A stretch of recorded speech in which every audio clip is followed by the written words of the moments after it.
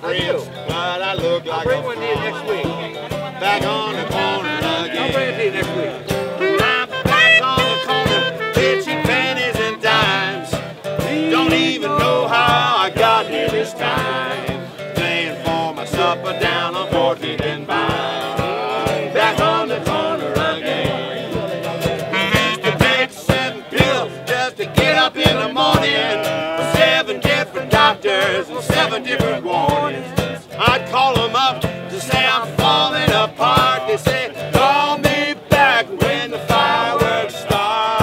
I lost my address, I lost my knife, lost all my money, and then I lost my wife. If you trifle with me, it could cost you your life. Oh, back on the corner again.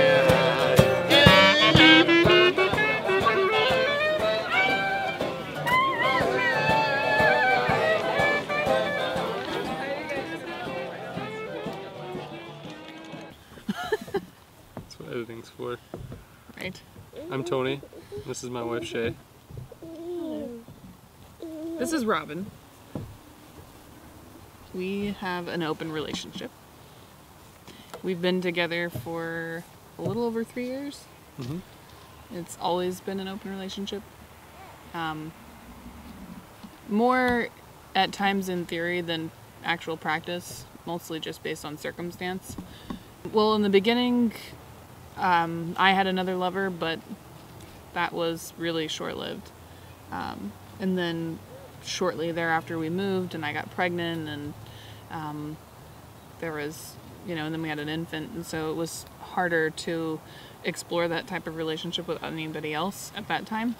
So we've had an open relationship in, like an active open relationship for about 2 months.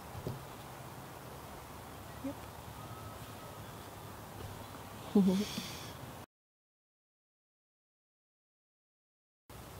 When I first told my mom, she made the assumption that it was like something I was being forced into against my will, and that it was like purely kind of like a misogynistic thing that I was like acquiescing to. But in reality, I actually brought it up to Tony in the first place, and we sort of just found the mutual ground that we're both comfortable with. And when I told my mom, she assumed that we meant being swingers, which is pretty far from the case. And we wanted to really include someone into our lives rather than just having some kind of friends with benefits sort of situation. And it was, it took some convincing, I think, on both of our parts to try and clear up any misconceptions that our families had. Are they supportive now? I believe so. They know that we're going to do what makes us happy either way. And so they would rather be happy with us being happy than try and mold us to their ideal of, serial monogamous or monogamous couple.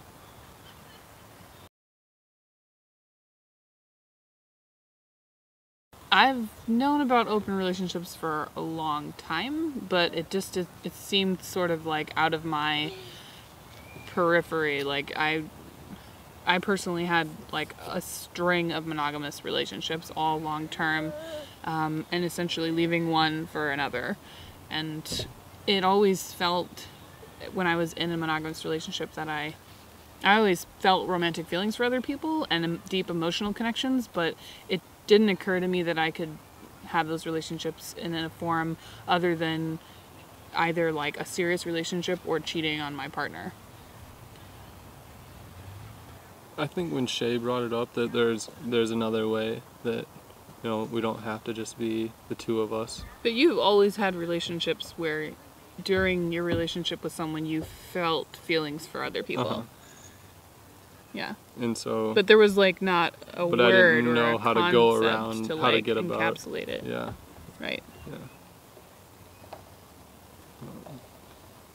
Yeah, I personally bought the the Hollywood story of like knight in shining armor, One True Love. or the one true love, and but then I had the experience of having like deep, profound love for more than one person at a time, and that was many years ago. That was well, many, I mean, it's relative. It was probably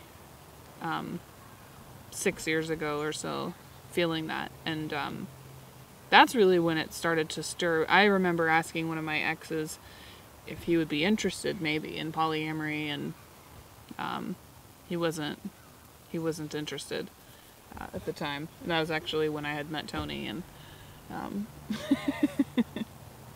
was sort of planning, scheming a little bit.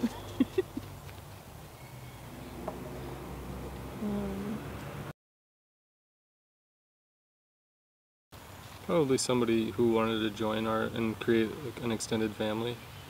Or some bodies. Some bodies, yes, that lived with us in our home and were able to, share in our lives, and we were able to share in theirs. One kind of cohesive family unit rather than just what would you call it? Just the traditional centrist, American dyadic, like a two-parent household. Yeah. Oh, nuclear family. A nuclear right. family, yeah.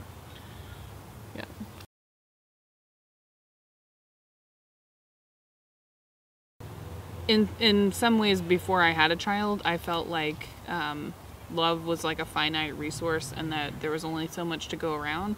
But after having Robin, I definitely feel like there's an infinite supply, and I know that if we don't plan on having any more children, but it would seem to me that if we did, there would be just as much love for any new children as there would be for the one we had. So it makes sense to me that the same type of philosophy could apply to loving relationship with other people.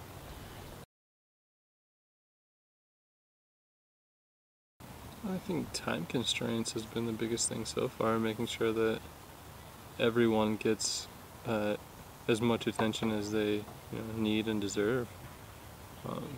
If you want to give credence to that new relationship energy and like give them your time and energy without neglecting your, so to speak, primary partner and the family unit, and so just making sure that time is given to everyone has been, I think, the biggest challenge so far. I mean, jealousy obviously is something that is dealt with because people are, we're culturally indoctrinated to believe that monogamy is the one way throughout most of our childhood and early adulthood.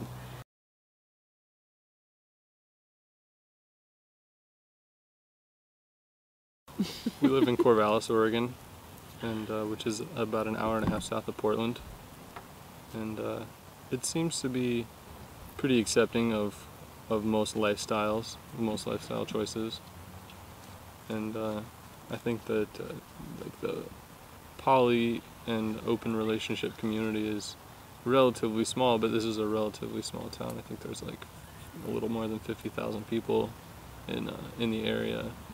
And so it can't be really expected that there's going to be a large contingent of like-minded individuals in such a small place.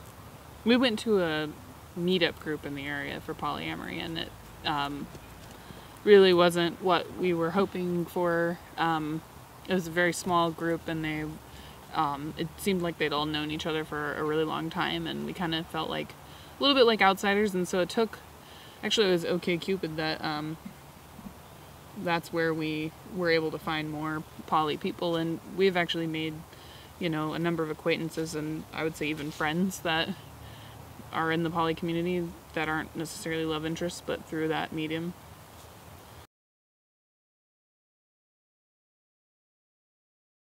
Well, on my profile on the dating site, it says that I'm in an open relationship, but I also explicitly say that I'm really looking for friendship right away, and then if more seems natural, then kind of progressing on. But the explicit caveat of I'm not looking for casual sex, but for some reason, almost every message I get, it's a man leading into wanting to sext with me, or thinking I'm promiscuous, like could meet him later that day and have sex with him, and it's really strange. It's not the case. It's definitely not the case, and I think that for some people, like there's like, it's like the pendulum swinging back. So if you're not in a closed monogamous relationship, if you're in an open relationship, it means like anything goes, which is, you know, so far from the truth. Mm-hmm. Well, there's gonna be bugs in one of those and not gonna be yummy.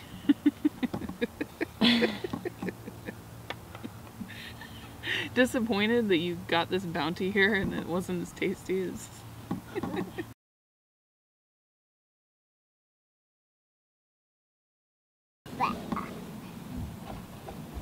I really feel like our open relationship for us is a way for me to explore myself, show Tony a profound level of trust and respect.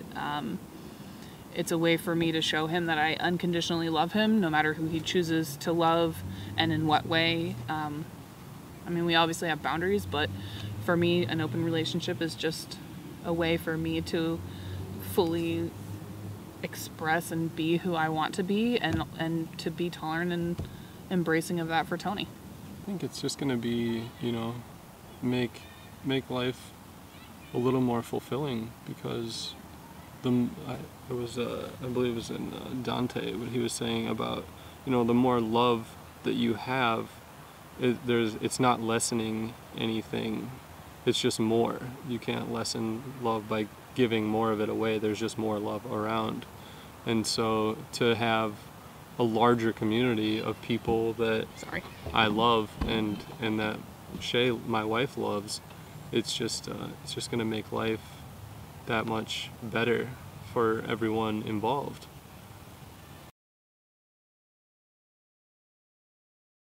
Ooh, safe love. I spent a lot of time thinking about something kind of like this.